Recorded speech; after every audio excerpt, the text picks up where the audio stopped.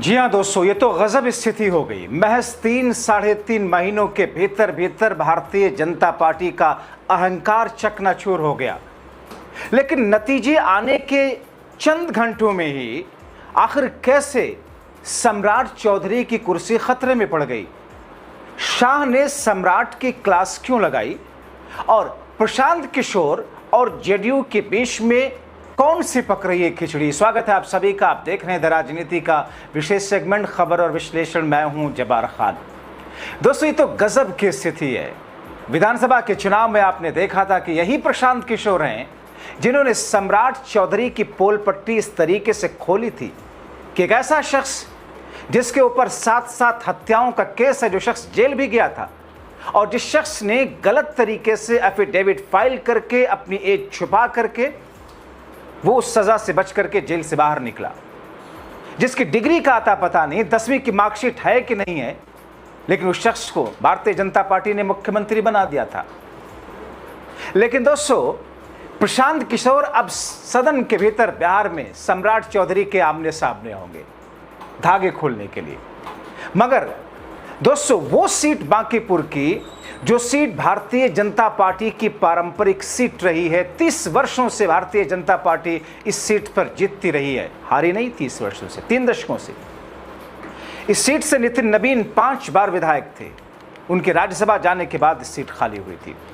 मगर दोस्तों, जिस अंदाज में, जिस तरीके से गुण गोबर किया है सम्राट चौधरी ने, और जिस तरीके से प्रशांत किशोर ने जिस स्ट्रैटेजी के तहत और पर्दे के पीछे बीजेपी के ही सहयोगियों से सहयोग लेकर के जो खेल किया है, उसमें बीजेपी फंसी तो फंसी, वो सारा अहंकार सब कुछ भरभरा करके गिर गया दोस्तों।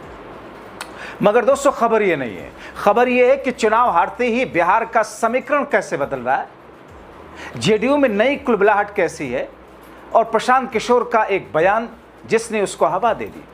उन्होंने डिमांड कर दिया कि भारतीय जनता पार्टी को चाहिए कि तत्काल प्रभाव से सम्राट चौधरी को मुख्यमंत्री की कुर्सी से हटाए, किसी अच्छे व्यक्ति को, किसी सक्षम व्यक्ति को बिहार का मुख्यमंत्री बनाए, बीजेपी को चाहिए। बिल्कुल, देखिए ऐसा है, लड़ाई व्यक्तिगत नहीं है। सम्राट चौधरी का जो चाल चरित्र चेहरा है वो पब्लिक डोमेन में है। अगर आप किसी अपराधी को बिहार का राजा मुख्यमंत्री बनाएंगे तो बिहार की तरक्की नहीं हो सकती है। तो हम लोग की लड़ाई किसी व्यक्ति से नहीं है। बहुमत भाजपा का है, एनडीए का है, मुख्यमंत्री तो उन्हीं का बनेगा। हम लोग बस इतना ही आग्रह कर रहे हैं, बिहार की जनता इतना ही आग्रह कर रही है, बांकीपुर की जनता इतना ही मोदी जी से आग्रह कर रही है कि किसी अच्छे चरित्रवान काबिल आदमी को बिहार का मुख्यमंत्री बनाइए, ताकि बिहार के लोग भी इस बात का गौरव, बिहारी होने का गौरव कर सकें, ताकि हम लोग के बच्चों के लिए भी पढ़ाई रोजगार की व्यवस्था हो। सब कुछ सुविधा अगर गुजरात के ही लोगों को मिलेगी तो सिर्फ बिहार के लोग कहाँ जाएंगे। गुजरात के लोग 1 लाख करोड़ के बुलेट ट्रेन पर चलेंगे, वो ठीक है, लेकिन हम लोग को कम से कम पैसेंजर भी तो मिलना चाहिए। बिहार के लोग सिर्फ मजदूरी करने के लिए नहीं पैदा हुए हैं, और 5 साल के लिए भाजपा को मैंडेट मिला है। उनको अच्छा आदमी देना चाहिए, अच्छे लोगों को मंत्रिमंडल में रखना चाहिए, ताकि बिहार की तरक्की हो, बिहार का विकास हो। ये पहली प्रतिक्रिया थी। उन्होंने कहा बिहार के मुख्यमंत्री को हटाए बीजेपी, उनकी जगह किसी अच्छे व्यक्ति को सीएम बनाए। अब दोस्तों, प्रशांत किशोर के सहयोगी और उनके भरोसे वाले लोग ये कह रहे हैं कि दरअसल प्रशांत किशोर ने नीतीश के लिए एक सिक्का उछाल दिया। हालांकि दोस्तों, प्रशांत किशोर ने किसी का नाम नहीं लिया। उन्होंने कुछ कुशवाहा बिरादरी और कुछ बिरादरियों का जिक्र जरूर किया। सम्राट के लिए उनके अंत की शुरुआत का बिगुल प्रशांत ने अपने लेवल से जो किया सो किया, लेकिन शाम होते होते बिहार की इस उलटफेर का प्रभाव जो दिल्ली और शीर्ष नेतृत्व पर पड़ रहा है, उसे दिल्ली डाइजेस्ट नहीं कर पा रहा है। उसे मोदी और शाह मानने को तैयार ही नहीं है कि ऐसा कैसे हो सकता है। जिस सीट को इतनी सुरक्षित समझा जा रहा था, 30 वर्षों से जीत रही थी बीजेपी, अचानक सब कुछ छिन गया। यानी दिल्ली को भी सम्राट चौधरी में एक धर्मेंद्र प्रधान दिखाई दे रहे हैं। तो फिर ऐसी स्थिति में दोस्तों, प्रशांत किशोर अब जबकि सदन पहुंचेंगे, मतलब सम्राट और प्रशांत आमने सामने होंगे, बड़ा दिलचस्प नजारा होगा। अब दोस्तों, जिस हिसाब से बीजेपी हारी, और वो भी इस कंडीशन में जब बीजेपी और जेडीयू के वोटरों को मिला करके बीजेपी को बम्पर तरीके से यहां पर जीतना था, मगर जीत तो आई प्रशांत किशोर के खाते में। बहुत सारी ऐसी खबरें तैर रही हैं, बहुत सारे ऐसे विश्लेषक अपने विश्लेषण में कह रहे हैं कि क्या अंदर खाने नीतीश प्रशांत के बीच डील थी, क्या अंदर खाने जेडीयू प्रशांत के जनस्वराज के बीच में कुछ ऐसा था जिसके बारे में किसी को जानकारी नहीं, साइलेंटली जमीन पर काम किया। और इसके नतीजे के बाद तो भाजपा और नीतीश के जेडीयू के नेताओं कार्यकर्ताओं के बीच में अब मनमुटाव की भी खबरें आनी शुरू हो रही हैं। दोस्तों, यही राजनीति है। चुनाव के नतीजे आते ही एक ही खेमे के दो दलों के बीच में कड़वाहट की बुनियाद, और इसमें अब तक तड़का लगाया है प्रशांत ने, क्योंकि कहा जा रहा कि जिस 30 वर्षों से भाजपा जो सीट जीत रही थी, हारी कैसे। दोस्तों, इस पर अंदर की बात आपको बताऊंगा, और क्या वाकई सम्राट चौधरी हटाए जा रहे हैं, क्या वाकई सम्राट चौधरी का अंत हो चुका है उनके कार्यकाल का बतौर मुख्यमंत्री, यानी कि कितने झटके बीते 1.5 महीनों से बीजेपी को लगने जा रहे हैं। आप कल्पना करिए और सोचिए इसे, सिर्फ बिहार के पर्सपेक्टिव में नहीं, इसे देश के पर्सपेक्टिव में। अंदर की खबरें क्या कुछ है, डील्स को लेकर, मुख्यमंत्री हटाए जाने को लेकर, शाह के उस टेलीफोन को लेकर के सब कुछ आपको बताऊंगा। लेकिन उससे पहले दोस्तों, आपको प्रशांत किशोर की एक दूसरी प्रतिक्रिया बताते हैं। उन्होंने सीधे सीधे ये कह दिया कि मैं बांकीपुर की जनता, उनके भरोसे का सम्मान करूंगा, 2-3 महीनों में बदलाव देखेगा। बड़े वादे नहीं करना चाहता इन जुमलेबाजों की तरह। उनके विधायक बनने से बांकीपुर रातों रात बेंगलुरु नहीं हो जाएगा। जिन्होंने वादा किया कि काशी को क्वेटो बना देंगे, है ना, पटना को पेरिस बना देंगे, पुणे को पेरिस बना देंगे, उन लोगों की तरह लफाजी और जुमलेबाजी नहीं करूंगा, लेकिन बदलाव जरूर देखेगा। लेकिन मुख्यमंत्री हटाएं पहले, नहीं तो हटाया तो जाएगा। उधर दोस्तों, ममता के सांसद डेरेक ओब्रायन ने सोशल मीडिया पर जो लिखा बहुत महत्वपूर्ण है, बड़े बड़े अक्षरों में, बिगिनिंग ऑफ द एंड। इसके बाद उन्होंने एक कई राजनीतिक घटनाक्रम गिनाए और दावा किया कि ये बीजेपी की मौजूदा स्थिति को दिखाता है। उन्होंने लिखा, पहले चरण में नरेंद्र मोदी और अमित शाह, उन्होंने बिहार के एक अपेक्षाकृत कम चर्चित विधायक को पार्टी का राष्ट्रीय अध्यक्ष बना दिया।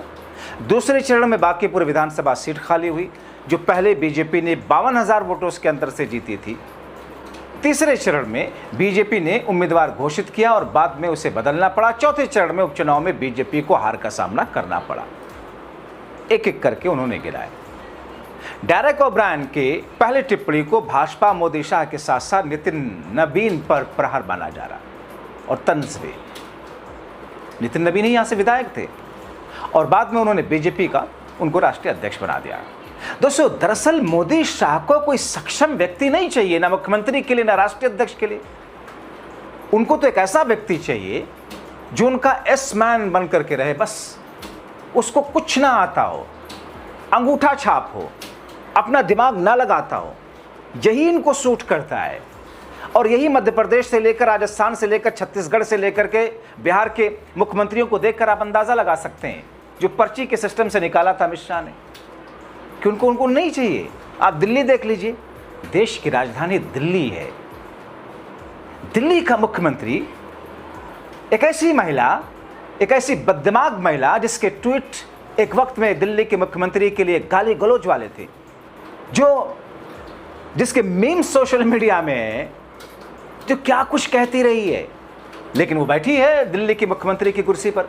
इनको ऐसी ही फौज चाहिए, क्योंकि सब कुछ ये अपने इशारों से नचाना चाहते हैं और ये सब थिरक रहे हैं कठपुतली बन करके। इसलिए सम्राट चौधरी जैसे लोग भी मुख्यमंत्री की कुर्सी पर बैठे हैं, जिसके पास 10वीं की डिग्री नहीं।